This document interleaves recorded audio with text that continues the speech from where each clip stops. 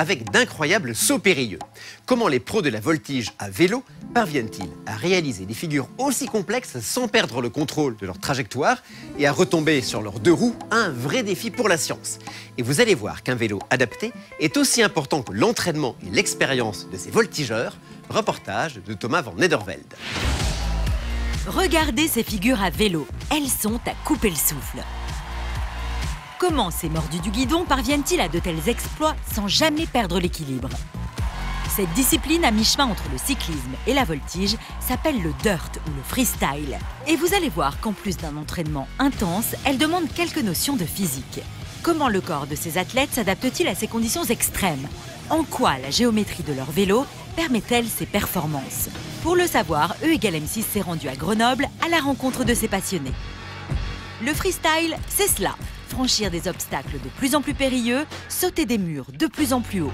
Quel est le premier secret de ces acrobates? Réponse de Johan, freestyler professionnel. La base, de toute façon, ça va être l'équilibre. Déjà, il va falloir commencer tout doucement par faire une prise en main du vélo. Et à la suite de ça, vont venir se greffer les figures, des franchissements un peu plus importants et jusqu'à là où on en est aujourd'hui, quoi. Maîtriser son équilibre, c'est donc la base de l'entraînement à cette discipline. Pour cela, il faut apprendre à bien placer son centre de gravité, comme nous l'explique Nicolas Termoz, chercheur en sciences et techniques des activités sportives. Alors pour expliquer l'équilibre, il y a deux points fondamentaux. Nous avons le centre de gravité qui est représenté sur ce schéma-là en G et nous avons un point P.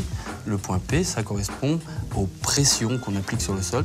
Pour rester en équilibre, il faut que le point G soit parfaitement au-dessus du point P. On perd l'équilibre quand, comme sur ce schéma, notre centre de gravité n'est pas parfaitement aligné avec notre point de pression au sol. Pour les premiers essais de freestyle, le casque n'est pas un luxe, car avant de partir dans les airs, la clé de la réussite, c'est la maîtrise parfaite de l'équilibre du vélo. Nous avons montré les images de cet entraînement à notre chercheur afin qu'il les décrypte pour nous. Voilà, mets bien ton guidon de côté, ça c'est impeccable, Fred. Le regard sur le pneu. Alors, je dirais un conseil de base, la roue avant, elle est orientée légèrement sur le côté. Lorsque les deux roues sont alignées l'une par rapport à l'autre, on a une base de support qui est très très fine pour les déséquilibres gauche-droite. Par contre, lorsque l'on va décaler un petit peu la roue, il va y avoir une base de support qui va être matérialisée en rouge ici, qui va être un peu plus grande et qui va autoriser finalement un contrôle plus précis du centre de gravité par le point P. Souvenez-vous, le point P, c'est le point de pression au sol, qui doit être parfaitement aligné avec notre centre de gravité. En mettant la roue de côté, on élargit la surface de cette base sur laquelle se fonde l'équilibre. Maintenir l'équilibre du vélo et produire des figures compliquées, c'est ce qui fait de nos voltigeurs de véritables athlètes. Et l'organe primordial qui permet à leur cerveau et à leur corps de garder cet équilibre et de ne pas risquer la chute à chaque figure, c'est l'oreille interne, comme nous l'explique le docteur Toupé, ORL. Ils sont tout à l'écoute de leur corps, de leur perception visuelle, de la perception des sens musculaires, de la force sous les pédales. Et ils surveillent leur équilibre grâce à l'oreille interne qui mesure très finement ces choses. Mais alors, l'oreille interne, c'est quoi? Eh bien, dans les profondeurs de l'oreille, derrière les osselets, il y a l'oreille interne, un petit coquillage osseux, qui a une partie qui mesure les sons, la cochlée, et une partie qui mesure les rotations de la tête, le vestibule. C'est formé de petits arceaux, les canaux spécirculaires qui mesurent tout ce qui tourne, et au milieu de deux organes qui mesurent tous les déplacements linéaires. Les récepteurs de l'équilibre informent donc en permanence le cerveau de la position exacte de la tête et de ses déplacements. Ces informations permettent au corps de réagir et de s'adapter. Mais comment nos voltigeurs à vélo sont-ils devenus de véritables équilibristes? La différence entre ces champions et nous réside dans la rapidité avec laquelle leur cerveau, et donc leur corps, s'adaptent au mouvement pour maintenir l'équilibre. Et pour le démontrer, nous avons réalisé une expérience. Thomas, notre journaliste, est notre cobaye. Le docteur Toupé va procéder à plusieurs tests qui vont reproduire l'équilibre instable que l'on peut éprouver par exemple sur un vélo. Thomas est debout sur un plateau, les yeux ouverts, puis les yeux fermés. Il doit tenter de garder l'équilibre malgré un sol sans aucune stabilité. Il ne faut pas longtemps au docteur Toupé pour livrer ses conclusions. Thomas, la première chose, vous n'êtes pas un champion, effectivement. Alors voyez, regardez, ces trois images-là, c'est l'évolution de votre centre de gravité pendant les 30 secondes de la mesure. Et plus le petit point, plus la petite bobine est serrée et étroite, moins vous ne bougez, plus vous gardez votre équilibre. Donc là, c'est quand ça ne bouge pas? Alors là, c'est sur le plateau, les yeux ouverts. On a compliqué un peu, les yeux fermés. On complique encore, on fait tourner des lumières dans la pièce, comme un planétarium. Et là, vous étiez déjà moins bien.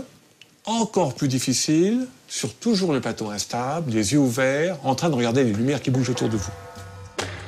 C'est flagrant. Plus les conditions deviennent difficiles, plus l'équilibre de Thomas devient instable. Impensable pour lui de réaliser ce que font nos voltigeurs. Mais en quoi le cerveau des freestylers est-il différent? Un champion sur nos machines aurait fait un petit point, à peine visible, dans toutes les conditions. Ce qui signifie qu'il a une régulation très fine de ses mouvements et qu'il a un bon équilibre. C'est ça, avoir un bon équilibre. Faut-il en déduire que Johan, notre freestyler, est né avec une oreille interne plus développée?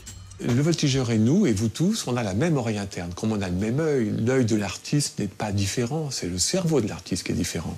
Dans la vie, tout est question d'entraînement, d'apprentissage. En clair, un cerveau entraîné analyse beaucoup plus rapidement les informations envoyées par l'oreille interne et le corps s'adapte donc beaucoup plus vite. Si l'on peut développer son sens de l'équilibre, on ne peut pas réussir des figures de freestyle sur n'importe quel vélo. Comparons le vélo d'un champion à celui de Monsieur Tout-le-Monde.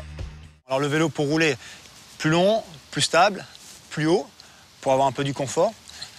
Le vélo pour faire des figures, plus court, plus bas, avec des codes beaucoup plus radicales. Premier secret, ce vélo est 2 fois plus léger que le vôtre.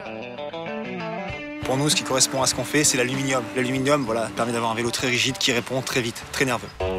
Autre élément technique essentiel, la géométrie du vélo. En quelque sorte, son dessin, qui permet une plus grande stabilité et une plus grande maniabilité. Pareil, on va retrouver un point essentiel, c'est d'avoir une selle très basse, une tige de selle qui soit très ramassée, pour avoir un maximum de mobilité. Il ne faut pas être gêné quand on lâche le vélo pour faire des figures ou quand on le rattrape, voilà, ou quand on franchit une marche. On prend des positions qui sont assez extrêmes, donc plus on est mobile et mieux c'est. Et ce qui saute aux yeux quand on regarde ce vélo, c'est sa hauteur. Pourquoi un vélo de freestyle est-il si bas? C'est encore une question de gravité, car plus notre centre de gravité est haut, plus les mouvements perturbent l'équilibre. Explication. Pour être en équilibre, le centre de gravité doit être au-dessus du centre de pression. Dès lors qu'il va y avoir un déséquilibre, la distance horizontale entre le centre de gravité et le centre de pression va être d'autant plus grande que le centre de gravité va être situé haut. Donc, vous l'avez compris, nos acrobates utilisent des vélos avec des petits trous. Ainsi, le centre de gravité est bas. Et même lorsque le vélo se penche, l'écart au point d'appui au sol est faible. Avec de grandes roues, le centre de gravité serait plus haut, la distance au point d'appui serait plus grande et le risque de chute augmenté. Amateurs de sensations fortes, il ne vous reste donc plus qu'à vous armer d'un vélo adapté, de travailler votre équilibre et surtout de beaucoup d'entraînement pour espérer un jour égaler ces voltigeurs de génie. EIGLE MC